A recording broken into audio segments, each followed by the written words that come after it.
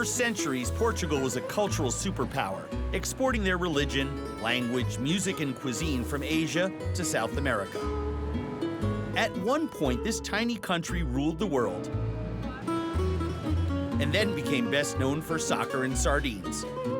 For some, Portugal is Western Europe's forgotten stepchild. The city itself suffered its own setback. A devastating earthquake ravaged this town in 1755. So Lisbon was cobbled back together and today stands as a patchwork of rehabbed ancient icons flanked by modern edifices. And the eateries are everywhere. Restaurants, humble tashkas, bakeries, and food stalls all fight for attention. The new economy in this country is predicated in many ways on tourism, culinary tourism. After the financial crashes of recent years, Portugal has decided to step out from the shadows of its Spanish big sister and declare itself a culinary superpower, boasting staggering seafood traditions. Just outside Lisbon, Peniche is a popular seaside destination and surf spot. It's also one of Portugal's most important fishing ports, where the art of preserving fish goes back to the Iron Age. Ramirez has been honing the time-honored craft of jamming fresh fish into tiny metal tins for 160 years.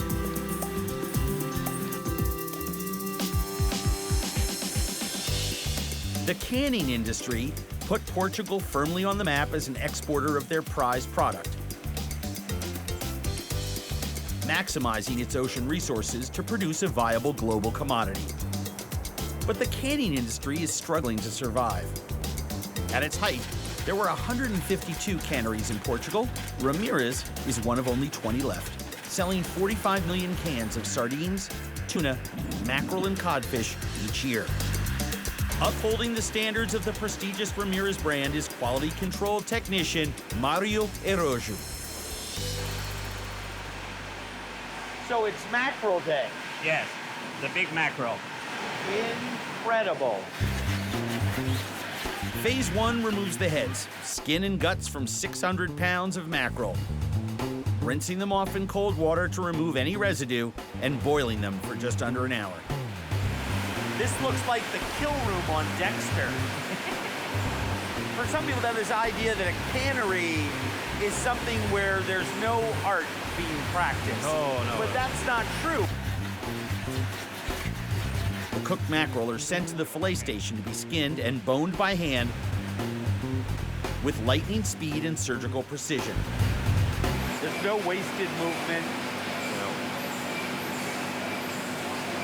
It's unbelievable. I'm counting. It's almost the same number of strokes every single time. Well, you know what? I'm going to timer that. It's going to be very fast. These ladies are in a league of their own, filleting up to 6,000 pounds of fish per day, 4 to 6 fillets in each can. How fast do you think she did it in? 17 seconds. Where's my apron? Where's my apron?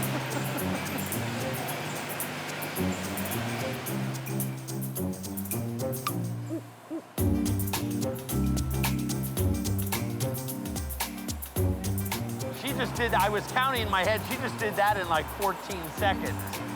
She's faster. She's the Michael Phelps of the sea. Is she the new girl here?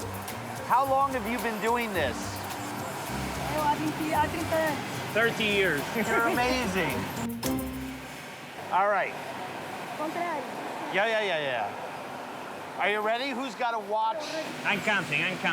1, 2, 3.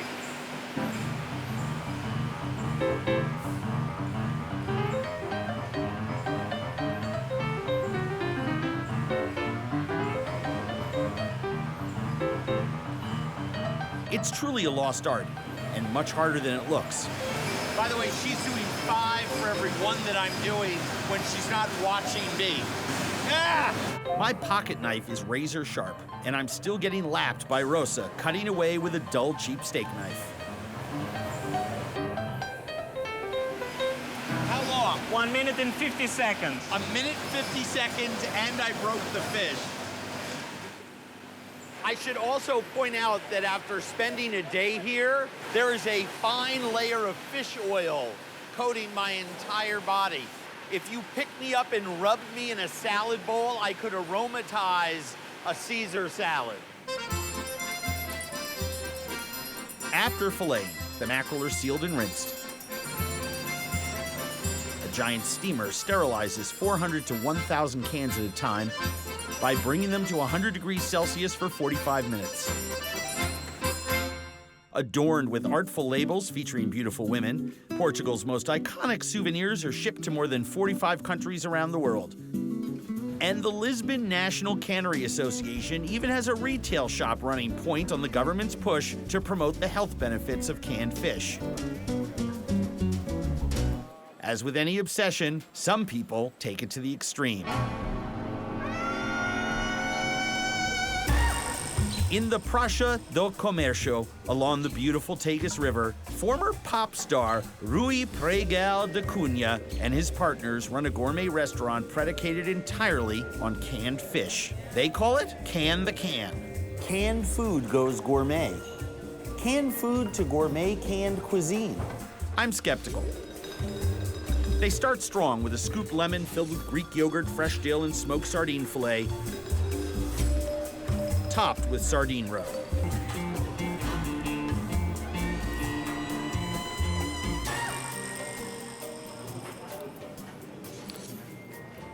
That's delicious. It's like a smoked fish mousse with yogurt and dill. Perfect way to utilize tinned fish. It's downhill from there. The octopus botarga salad with fennel, kumquat, and celery root. It overpromised and underdelivered. Botarga needs to be dry cured. It needs to stay exposed to air. Putting it in the tin just pulls back all of that fishiness into it again. This is not my favorite.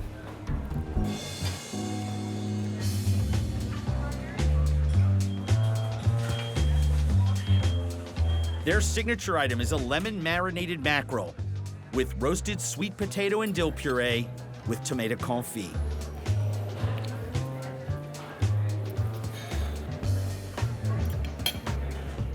The sweet potato is kind of weird. Delicious on its own, but with the mackerel, quite frankly, the idea of a finer dining restaurant using tinned fish as one of its main ingredient resources for a majority of the food that they serve here is kind of like being rich at Monopoly. You're not really rich.